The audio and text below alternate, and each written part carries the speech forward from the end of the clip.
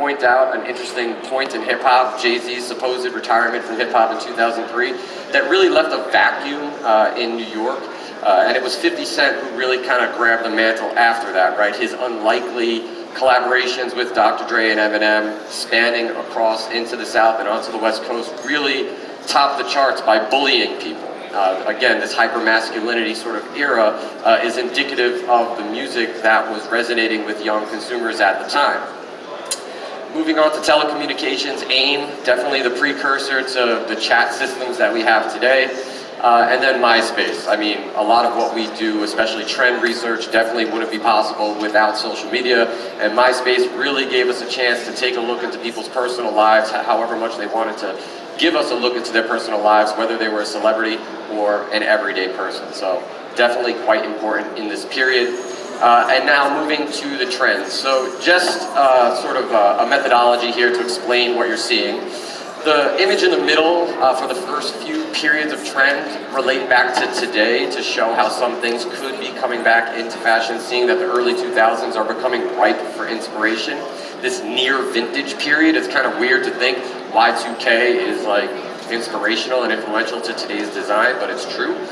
And then those arrows at the beginning and end of the eras, that's a rough estimation of where these trends were at the time, right? So starting with the throwback jersey, 2003, everyone was wearing a throwback jersey. 2006, they were definitely on the way out, right? And a lot of that had to do with the 2005 dress code that David Stern put into the NBA to combat those oversized baggy fits that Allen Iverson and company were so well known for wearing, both in their pre-game and post-game press conferences.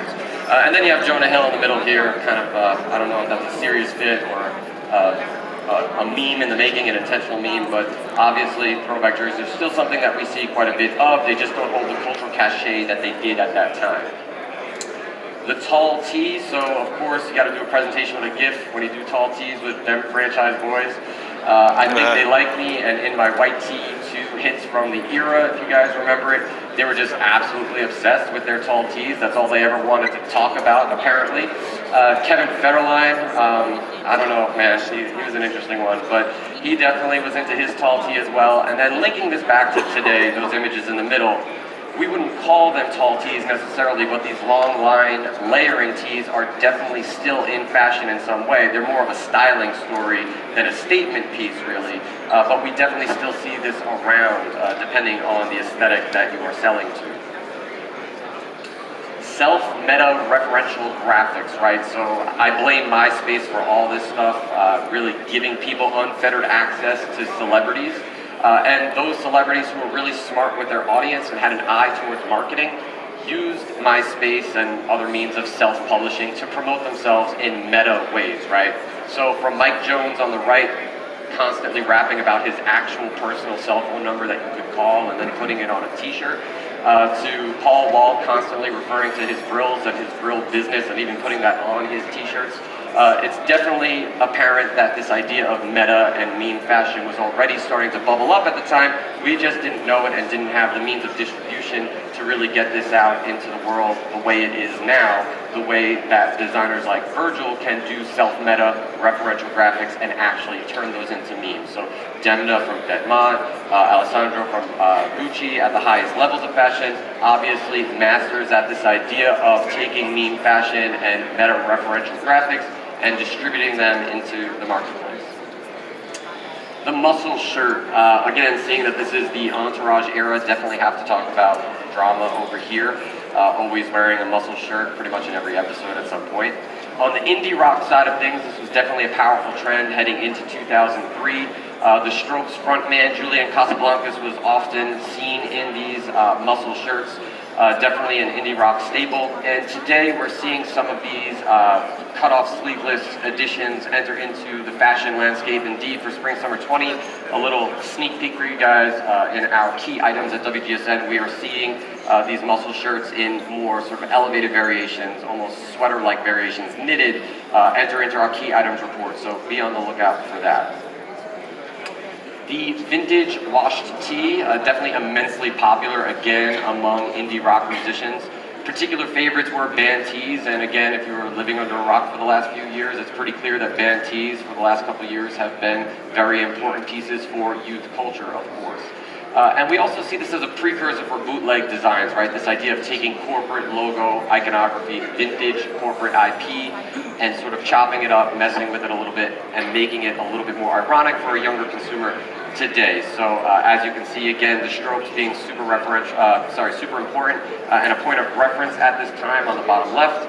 And then you can see the ringer tee from Von Dutch, sort of an analog and sort of influenced by the vintage watch tee, a very important piece at the time as well. Baggy boot cuts. Many can argue that these weren't even boot cuts because they were so baggy.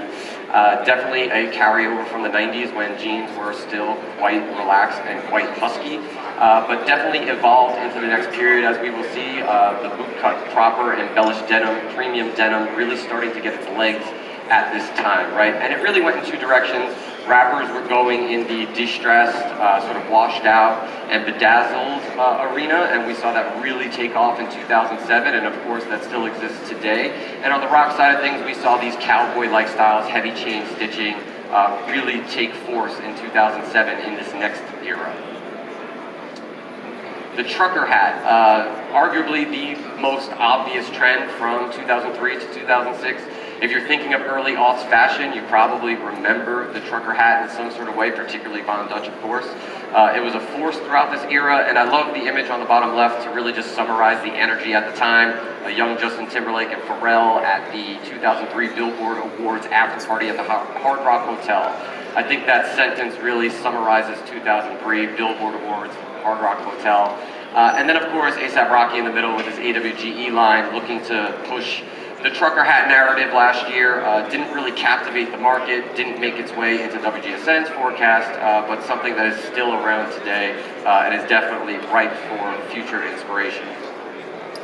Wristbands, this one's pretty straightforward. If you were making wristbands in 2003, you were probably making a lot of money, whether they were rubber or silicone wristbands that said Livestrong on them, or they were actual tennis or sports-inspired wristbands. Everyone from Avril Lavigne to 50 Cent were wearing wristbands. It was definitely a popular item that you saw in the club. So no need to really go any deeper than that, but the wristband as an important accessory in 2003, that was all but gone in 2006. The retro low top collab. So in 2003, Reebok gave both Jay-Z and 50 Cent sneaker deals, making them the first non-athletes to sign a major sneaker deal with a major label, and really opening the floodgates for outside-the-box collaborations to enter youth culture. But it was the Nike SB Dunk that is really emblematic of what was going on at this time, launching 1 year prior. Behind us in District, Staple has a bunch of their collaborations from this period, but on the board here, other influential designs that we see are the Supreme Cements and the 2005 Diamond Supply Tiffany colorway. Now, the low top collab is still important today. The Cortex Kennys in the middle, between Kendrick Lamar and Nike, being an example of an item that became quite covetable. Although, for anyone who's into sneakers today, high tops and mid tops are definitely the language of youth culture today. And then I like to do this transitional moment to understand how we moved into another period, right? So, at this point in 2007, on the eve of their third studio albums, you had 50 Cent and Kanye West representing two very different ideas for both hip-hop and youth culture. 50 Cent vowed to retire from rap if Kanye West outsold him in their first week of sales, and no better image really summarizes where they were at in their lives than the 2007 MTV VMAs on the bottom left there. Kanye in a slim tuxedo, definitely very polished, definitely emblematic of what we were about to see in fashion, and 50 Cent kind of looking like an extra from the Goodfellas.